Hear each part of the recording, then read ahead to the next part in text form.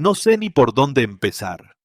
Hoy es uno de esos días en que el corazón pesa más que las palabras que intento poner en estas páginas. Tengo 42 años, y aunque he llenado cuadernos enteros con pensamientos, recuerdos y sueños, hay cosas que nunca me atreví a escribir. Besos, por ejemplo. Besos que imaginé, que deseé, pero que nunca ocurrieron. Hasta ahora. Hasta él. Me llamo Ezequiel, y esta es la primera vez que me siento a escribir con las manos temblando, no de miedo, sino de algo que no sé nombrar. ¿Esperanza? ¿Vértigo? Tal vez ambas. Todo empezó hace unas semanas, en un taller de escritura al que me apunté casi por impulso. Quería salir de la rutina, de este apartamento silencioso que, aunque cómodo, a veces se siente como una jaula.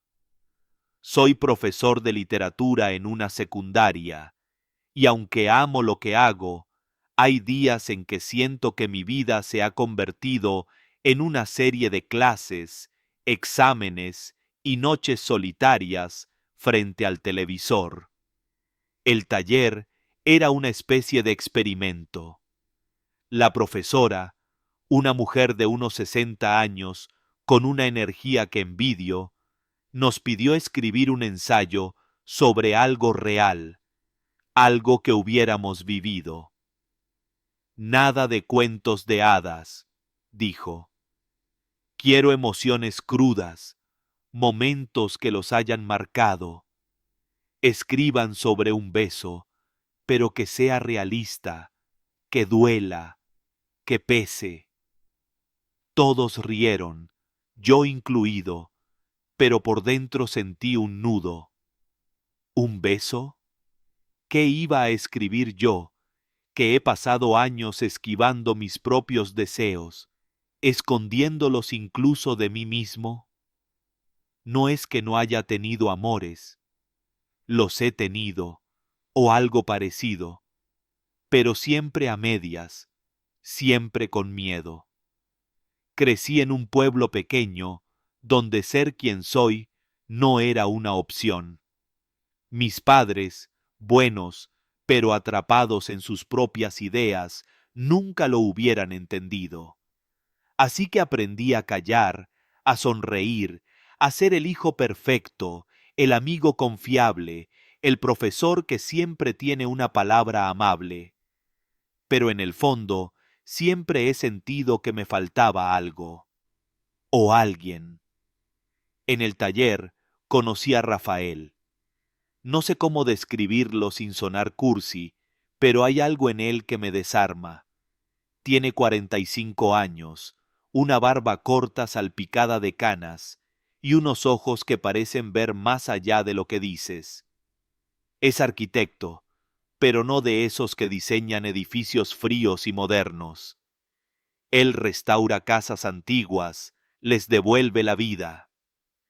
Me gusta salvar cosas que otros han olvidado, me dijo una vez, y no sé por qué, pero esas palabras se me quedaron grabadas.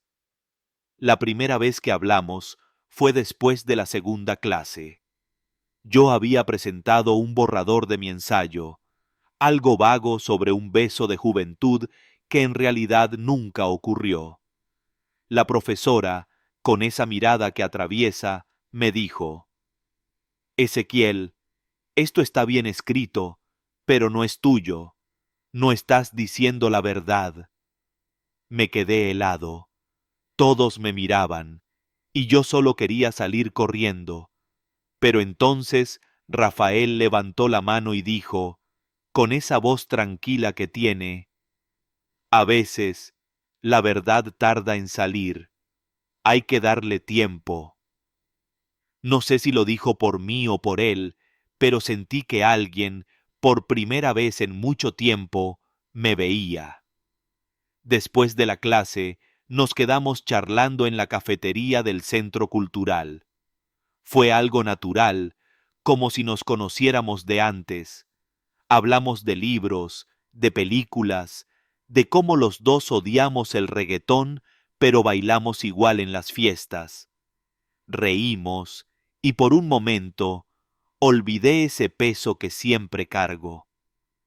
Me contó que él también había pasado por un matrimonio que no funcionó, no porque hubiera peleas, sino porque, en sus palabras, estaba viviendo la vida de otro. No me dio detalles, y yo no pregunté, pero entendí. Entendí más de lo que quería admitir. Esa noche, mientras volvía a casa, no podía dejar de pensar en él, en cómo sus manos se movían mientras hablaba, en cómo su risa era un poco ronca, como si guardara historias que no cuenta. Por primera vez en años, sentí algo que no era solo nostalgia o soledad. Era algo vivo, algo que me asustaba, pero que no quería soltar. Los días siguientes fueron un torbellino. Nos veíamos en el taller, pero también empezamos a buscar excusas para encontrarnos fuera. Un café aquí, un paseo por el parque allá. Cada encuentro era como una lección, no de escritura, sino de algo más profundo. Rafael tiene una manera de escuchar que te hace sentir que lo que dices importa. Una vez, mientras tomábamos un café, me preguntó por qué nunca hablaba de mi vida amorosa. No hay mucho que contar, dije, esquivando su mirada. Él sonrió, pero no insistió.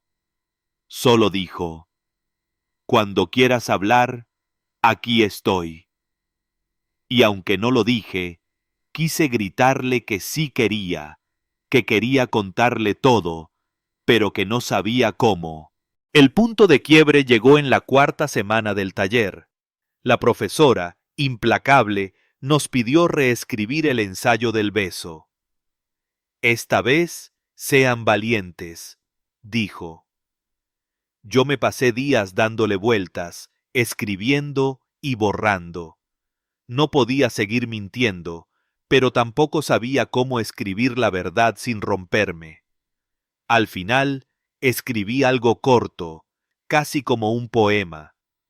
Hablaba de un beso que nunca di, de un amor que guardé en silencio por miedo a perderlo todo.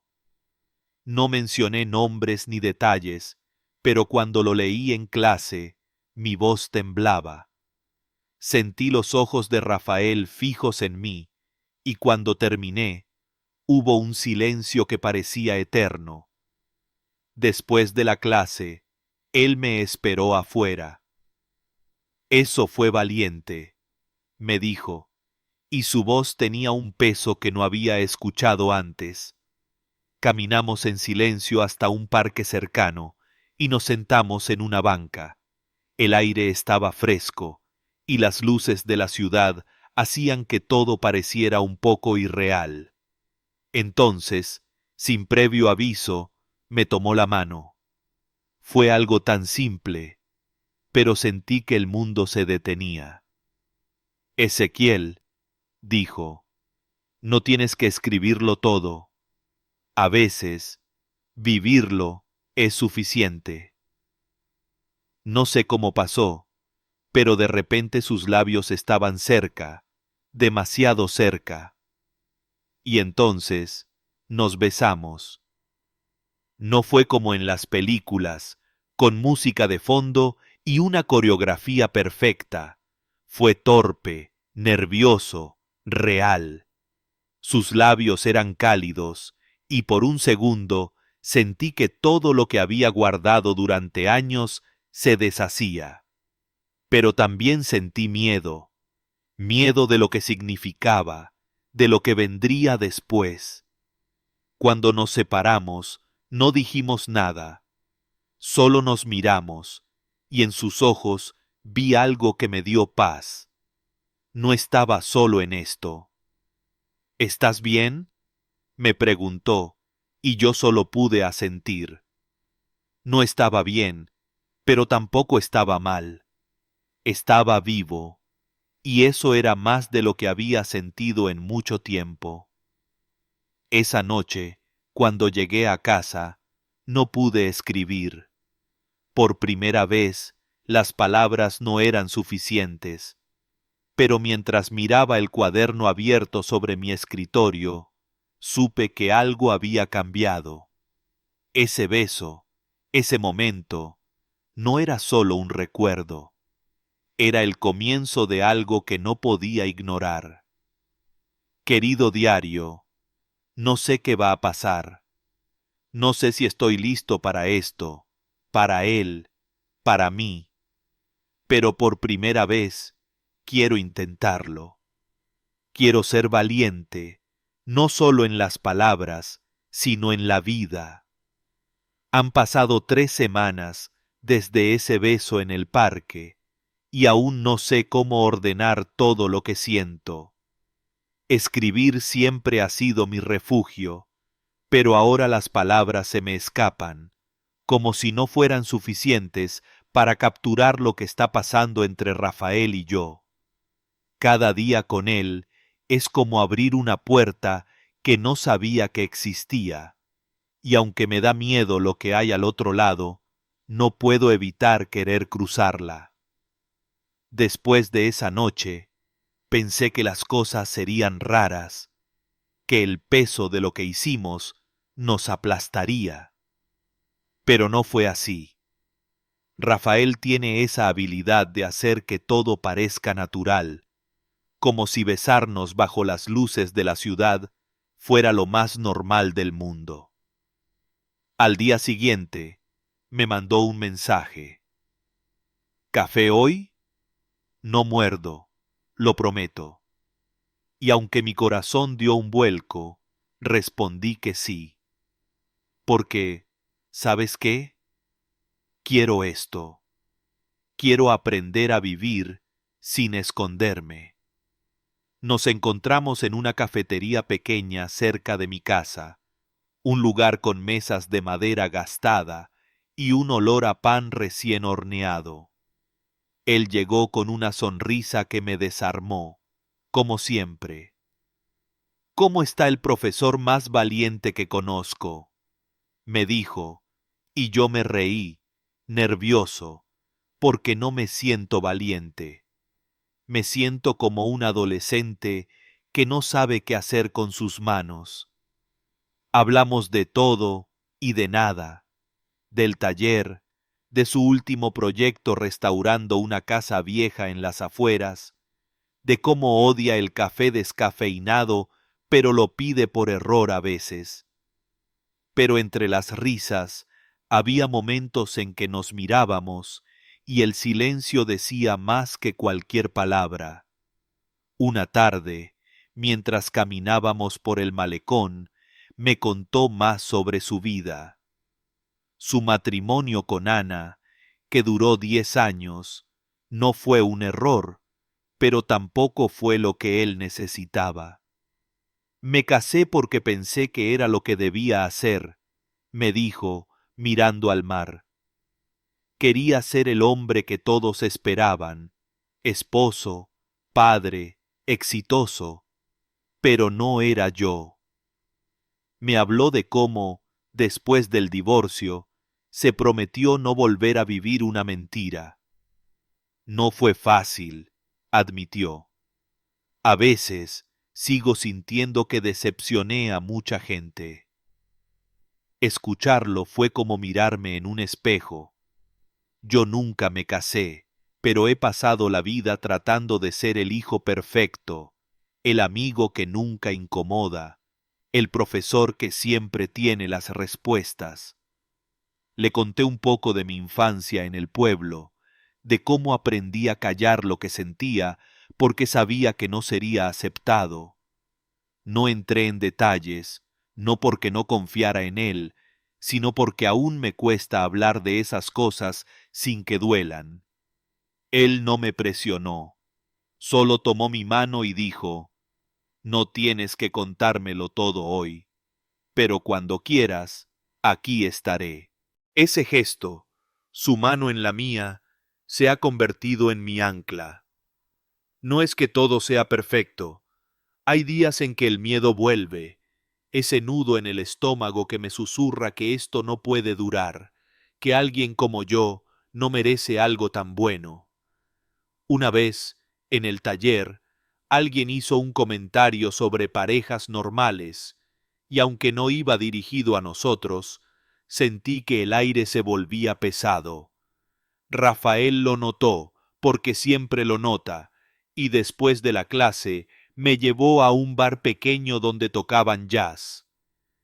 El mundo puede ser ruidoso, me dijo, pero nosotros decidimos qué escuchamos. Esa noche bailamos, no como en las películas, con pasos perfectos, sino torpes, riendo, tropezando con los pies del otro, y fue suficiente. El taller terminó hace una semana, pero nuestra historia no. La profesora nos pidió un último ensayo, algo que resumiera lo que aprendimos. Yo escribí sobre el valor de los momentos pequeños, una mano que te sostiene, una mirada que no juzga, un beso que no necesita explicaciones. No lo leí en voz alta esta vez. Se lo di a Rafael en una carta que dejé en su buzón. No sé si fue una locura, pero quería que supiera lo que significa para mí. Ayer me llamó y me pidió que fuera a su casa. Vive en un departamento lleno de libros y planos, con paredes que parecen contar historias. Cuando llegué, me recibió con una sonrisa nerviosa, algo raro en él. Leí tu carta, dijo, y antes de que pudiera disculparme por ser tan cursi, me abrazó. No fue un abrazo cualquiera. Fue como si estuviera diciendo, sin palabras, que él también quiere esto, que no estoy solo. Nos sentamos en su sofá, con una botella de vino y una playlist de boleros que él insistió en poner. Hablamos hasta la madrugada, de cosas que nunca había dicho en voz alta, mis miedos, mis sueños, la sensación de que, a los 42, estoy empezando a vivir de verdad. Él me contó de su infancia, de cómo su padre nunca entendió por qué prefería dibujar casas en lugar de jugar fútbol, de cómo aún guarda una foto de su madre en su escritorio porque le recuerda ser fuerte. Y entonces, sin planearlo, nos besamos otra vez. Esta vez no fue torpe ni nervioso, fue lento, como si tuviéramos todo el tiempo del mundo. Sentí su barba rozando mi piel, sus manos en mi espalda, y por un momento el mundo dejó de existir. No había miedo, no había dudas, solo nosotros. Querido diario, no sé a dónde nos llevará esto. A veces pienso en el futuro y me da vértigo. ¿Qué dirán mis colegas? ¿Mi familia? ¿Y si no funciona? Pero luego miro a Rafael y algo dentro de mí se calma. Él no promete un cuento de hadas y yo no lo quiero. Quiero los días buenos y los malos, las risas y las discusiones, las mañanas de café y las noches de jazz. Quiero aprender a ser yo, con él. Hoy, mientras escribo esto, estoy en su casa. Él está en la cocina, tarareando una canción que no reconozco, y yo sonrío como idiota. Por primera vez, no siento que estoy corriendo contra el tiempo. Siento que estoy justo donde debo estar. Y eso, querido diario, es más de lo que nunca soñé escribir.